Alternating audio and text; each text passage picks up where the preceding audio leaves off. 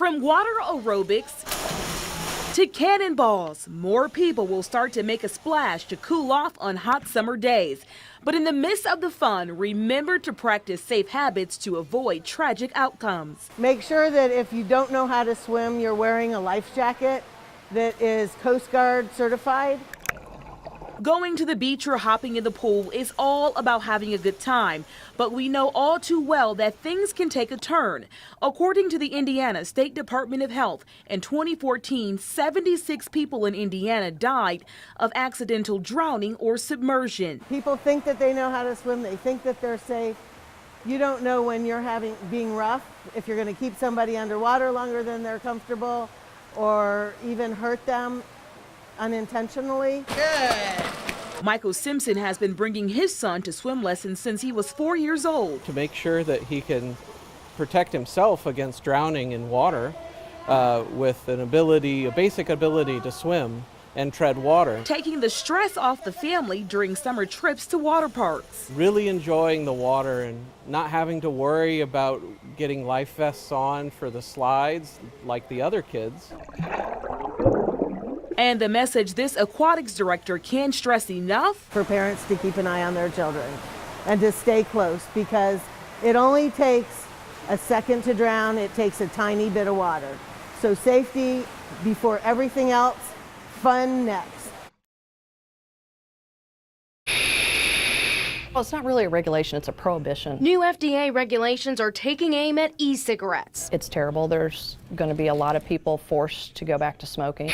Under these new rules, now products will have to have nicotine addiction warning labels on them. Manufacturers will also have to get FDA approval for every single item, which takes time and could cost millions of dollars. I bet we've got well over, I would say, 2,000 products, potentially, or more. It's crazy. Jamie Rakes is the manager at Indie Vapor Shops. She says e-cigs helped her to quit smoking. I can't even imagine smoking a cigarette today. It would probably make me sick. The CDC reported that e-cig use tripled among middle and high schoolers across the country from 2013 to 2014.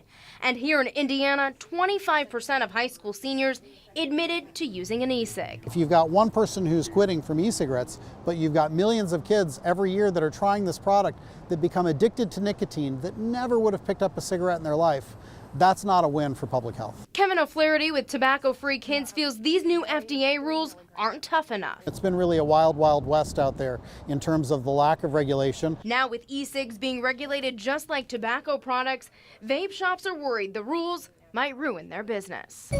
Thank you very much. You have a great day. I hope to say that we've been around since 2009. We're still around in 2016, and I hope that we'll still be around.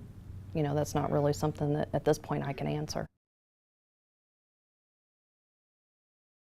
I'm still just baffled by this. It started innocently enough. Patrick Welch was out in his backyard raking leaves when he felt something. Somewhere around the first bag of leaves, I felt just kind of a real tightness in my chest.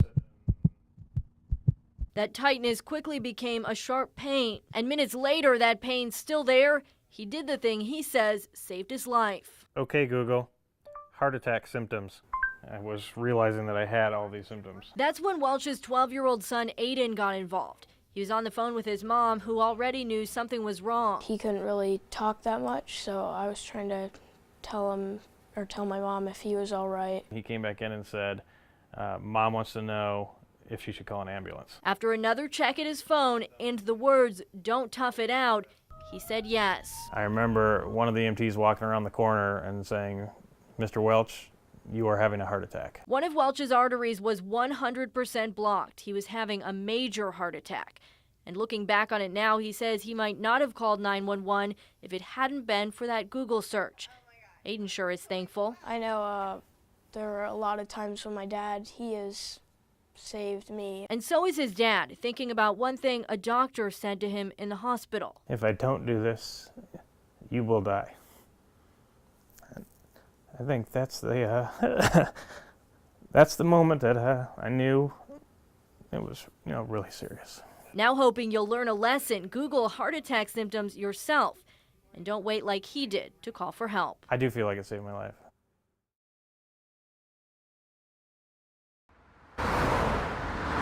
That's all previous damage from previous accidents. William Lovell's front yard in the town of Meridian Hills. Dick, how long ago did this happen? Looks more like a junkyard. That's his pop-up top. The decorative boulders. This rock here belongs in that bare spot. Are now casualties of consistent car wrecks, and the knocked over safety reflectors doesn't make things better. Roughly 6 accidents that I've had in my yard in the last 9 months. My grandchildren cannot play in the front yard because we can't trust them to be safe with the traffic. Here's the issue. It's poorly lit. There's a ditch. Cars continually lose control while driving this stretch of Meridian Hills Boulevard connecting West Lane to 73rd, and the majority of crashes involve alcohol. Early Friday morning, a driver police suspect of drinking lost control and smashed into Lovell's last living tree. Some of the parts are clear over in the next street. And you know it's going to happen every 6 weeks or so. We just think, oh, there goes another one. We don't have jurisdiction to put up a guardrail. Terry O'Brien is a councilman for the town, and he says there's 11 miles of road that belong to Meridian Hills, but this just isn't one of them. It's a challenge, I think, for the city of Indianapolis to come up with a solution that'll keep cars on the road. It's inevitable. Somebody's going to die.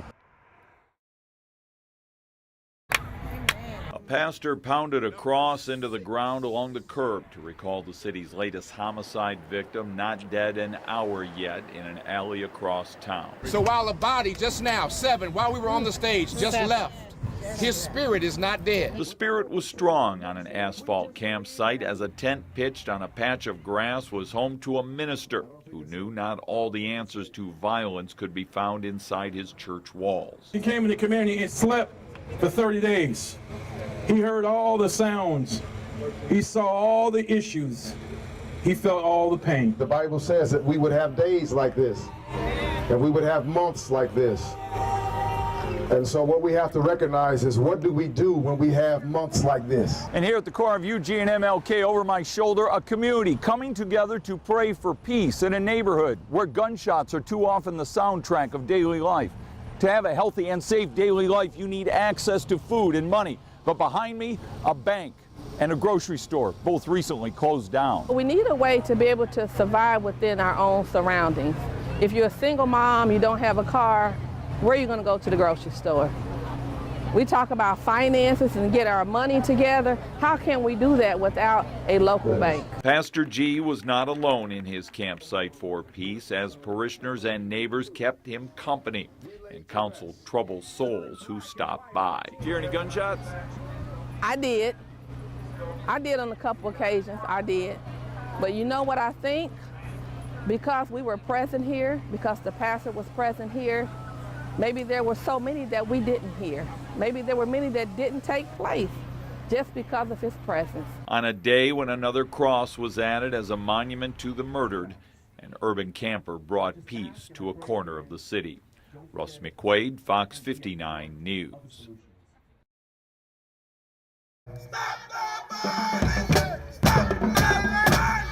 They came out by the hundreds to march for the 4.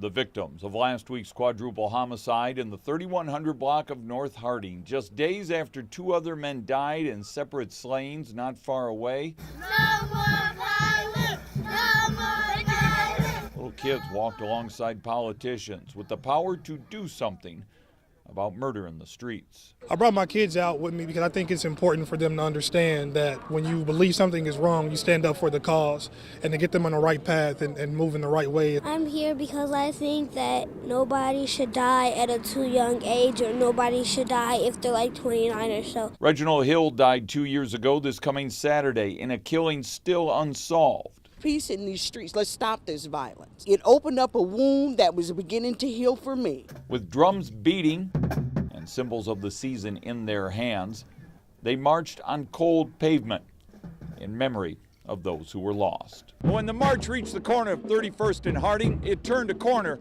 just like these activists are hoping to turn a corner on violence.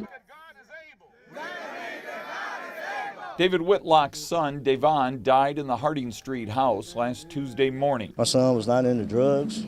You know, he was a good kid, man. It was just the wrong place, the wrong time.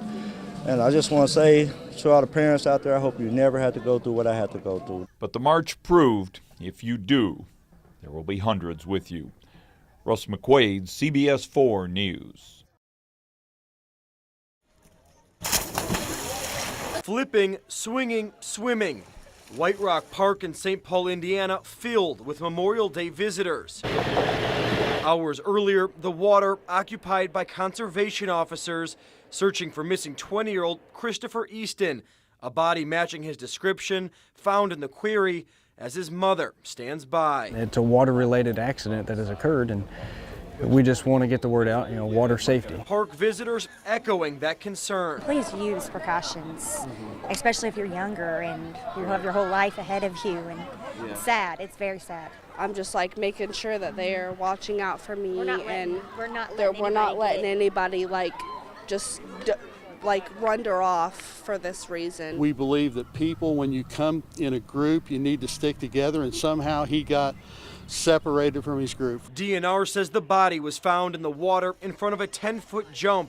While no lifeguard signs are posted everywhere, spotters wearing these green shirts keep watch. It's a tragic accident. Our prayers and thoughts go out to the family of Chris. We feel we're doing all we can. One of my favorite local artists and producers, my boy Blot Boy. Easton, a well-known local DJ known by a stage name Blot Boy. Tonight, his many fans playing his music loud, keeping his legacy alive.